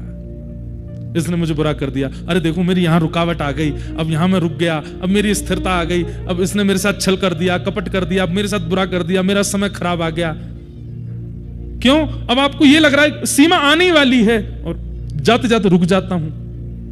लेकिन असीमितता होगी, सीमा ही नहीं है, तो जीवन में आने वाली दुविधाओं से लगेगा क्या, ठीक है आ जाओ, तुमको भी आना, तुम भी आ जाओ, चल तो रही हैं, राह ही हैं, हम तो राह के, चलना हमारा काम है, चलते रहेंगे, कमाते रहेंगे, जब तक कमाना कोई सीमा तो है नहीं।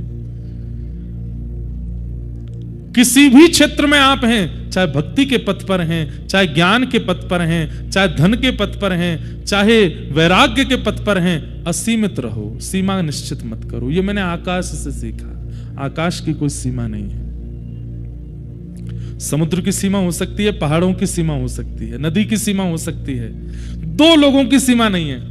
एक तो आकाश, दूसरा बताओ मन, इसकी भी कोई सीमा नहीं है। एक तो आकाश असीमित होता है और एक इंसान का मन असीमित होता है, इसकी भी कोई सीमा नहीं। आजकल के लड़का लड़की 10-10 लोगों से संबंध रखते हैं, बेचारे वो ऐसा सोचते हैं कि ये निराश्रित हैं, हम आश्रय नहीं देंगे तो कहां जाएंगे, बेचारे भटकेंगे। ये मन कैसा है हमारा? कितने लोगों को बैठा लो इसमें, कितने भी लोगों को बैठा लो, कितनी भी सामग्री बैठा लो, कितनी भी दुनिया बैठा लो, अरे महाराज पृथ्वी कम पड़ जाएगी आपकी, पूरी पृथ्वी परिक्रमा खड़े आओ, पूरी पृथ्वी को भी मन में बैठा लो, तब भी मन कहेगा अभी भी खाली हूं मैं और कुछ। अब अमेरिका में लोग बाग जाते हैं स्पेस उसमें बैठ करके जाते हैं, ऐसा मैंने सुना, 15-20 मिनट के लिए जाते हैं, फिर लौट के वो वापस आ जाते हैं। लोग वहां तक भी घूमे आए, उनसे पूछ लो अब मन भर गया तुम्हारा, अब तो कुछ नहीं चाहिए? नहीं, अभी तो मन में बहुत जगह है। कभी कभी ऐसा लगता है कि हो सकता है कि करोड़ों खरबों वर्षों बाद शायद आकाश की भी एक सीमा मिल जाएगी, लेकिन मन की सीमा तब भी नहीं मिलेगी। मन असीमित है। पर मन किस चीज में असीमित है? यही मन सीमित भी हो जाता है कभी कभी। कब होता है सीमित? जब नाम जप करने बैठना हो। कितनी नाम करने हैं? बोले 16 माला करो। 15 में ही मन कहता बस अब जगह नहीं बची, कर दो पूरी, अब तो भर गया मैं पूरा, अब और कितनी करोगे? 16 माला होते ही किसी के मन में आता ही नहीं कि 17 भी करनी है, मन कहता जगह ही नहीं है, अब कहां करोगे। मतलब जिस मार्ग से व्यक्ति की बुद्धि को सुधरना हो, जिस मार्ग पर व्यक्ति का सुधराव होना हो, वहां पर मन सीमित हो जाता है। और जिस मार्ग से व्यक्ति को महापापी बिगड़ैल बन जाना हो, यह मन अपनी असीमितताएं खोल देता है, आकाश की तरह हो जाता है। बंधुओं, ये ज्ञान मार्ग क्या करता है?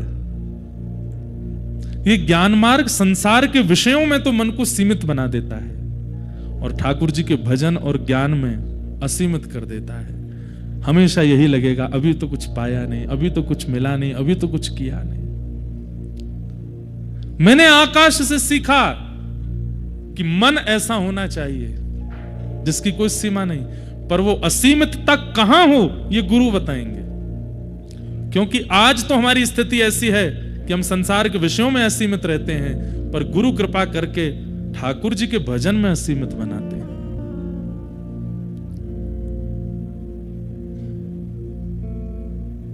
मैंने आकाश से असीमितता का लक्षण सीखा है। असीमित। अब मैंने अगला गुरु गिनते जाओ, कितने हो गए? 3 हो गए। इन सब गुरुओं से आप क्या सीख रहे हो वो भी आप लिखते जाओ कहीं ना कहीं, उसमें वो भी अनुभव करते जाओ। आप भी सोचिएगा आकाश में और क्या सीख रहे हैं हम, आकाश से और हमें क्या मिल रहा है, वायु से हमने और क्या सीखा, पृथ्वी से हमने और क्या सीखा। ये सब आप भी अनुभव करते रहिए। और क्या ऐसा है इनमें जो हमें सिखाता है?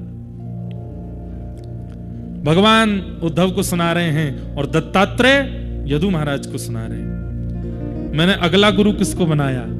बोले मेरे चौथे गुरु का नाम है जल। क्या? जल। जल का लक्षण क्या है? जल का सबसे पहला लक्षण पवित्रता। जल पवित्र होता है। जल का, अच्छा देखो, कितना भी मैला जल क्यों ना हो, उसको रख दो थोड़ी देर रखने के बाद मैल नीचे आ जाएगा, जल अपनी पवित्रता को धारण कर ले। आप कहोगे महाराज जी नहीं, हमने तो खूब कीचड़ मिला दी, बैठ ही नहीं रही। अब जल खत्म हो गया, कीचड़ ज्यादा है, लेकिन जल अपने अस्तित्व में होगा तो कीचड़ को नीचे कर देगा, गंदगी को नीचे कर देगा। उसका स्वभाव है, वो अपवित्र रह ही नहीं सकता, वो सदा पवित्र रहता है। जल का स्वभाव है पवित्रता। चाहे कितने भी विषय जीवन में आ जाएं, आप कहते हैं बस थोड़ी देर का ध्यान करने दीजिए, उस विषय का त्याग तो मैं करता हूं। ये जल से मैंने सीखा कि वो अपने पवित्रता के लक्षण का त्याग नहीं करता। जल का दूसरा लक्षण मैंने क्या देखा? उसको कितना भी गर्म कर दो, कितना भी भयंकर गर्म कर दो, जैसे ही गर्म ताप से उसको दूर करोगे अपने आप ठंडा हो जाएगा। अच्छा, जल से मैंने क्या सीखा? गर्म करना पड़ता है, ठंडा करना नहीं पड़ता, ठंडा अपने आप हो जाता है। मतलब किसी के क्रोध से, किसी के युद्ध से, किसी के लड़ने से, किसी की बातों से सामने वाले को गर्म कर दिया जाता है।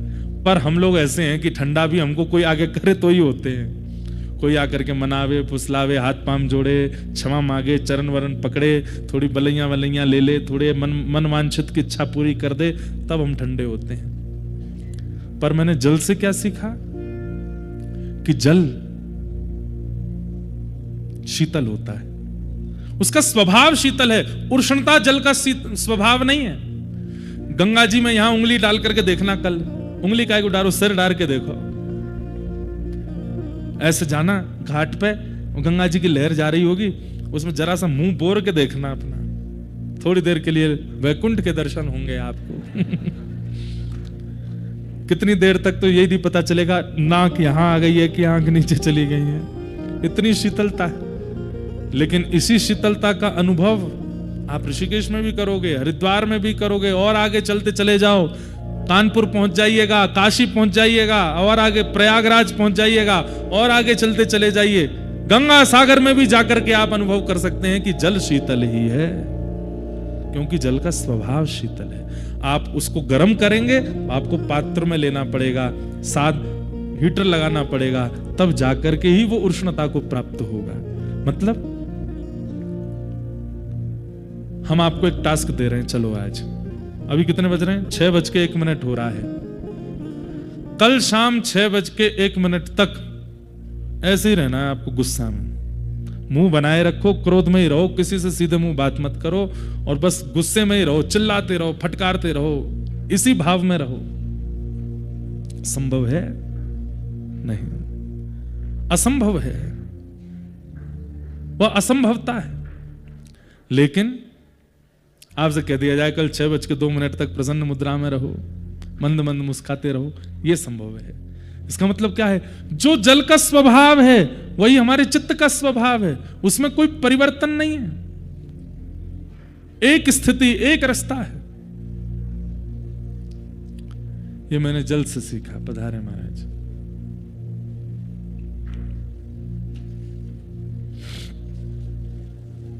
पवित्र, शीतल,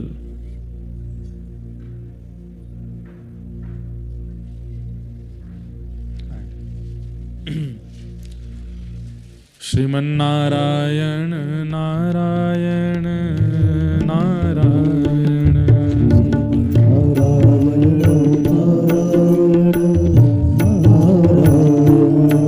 श्रीमन्नारायण नारायण नारायण,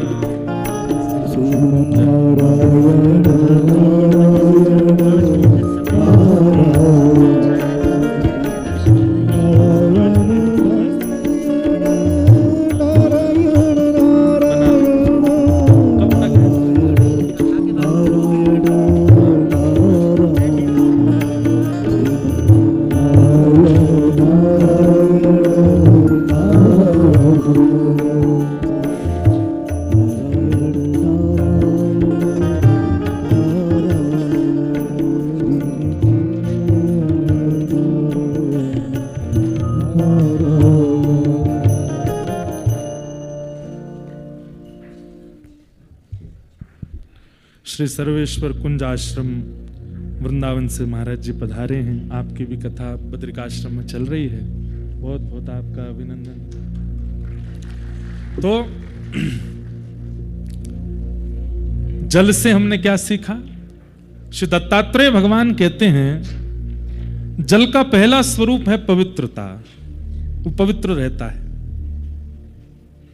और जल का एक स्वरूप और है, स्वयं भी पवित्र रहता है, और जिस स्थान पर उसका प्रयास किया जाए, प्रोक्षण किया जाए, उस स्थान को भी पवित्र कर देता है।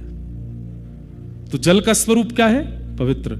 एक तो होते हैं, कई लोग ऐसे होते हैं संसार में, खुद तो पवित्र बन जाते हैं, पर उनके प्रभाव से, उनके स्वभाव से, उनकी वाणी से, उनके दर्शन से कोई पवित्र नहीं होता। जल की पवित्रता लानी है चित्त में, मतलब स्वयं भी पवित्र रहिए और जिससे मिलिए उसको भी पवित्र कर दीजिए। ऐसी पवित्रता लाओ।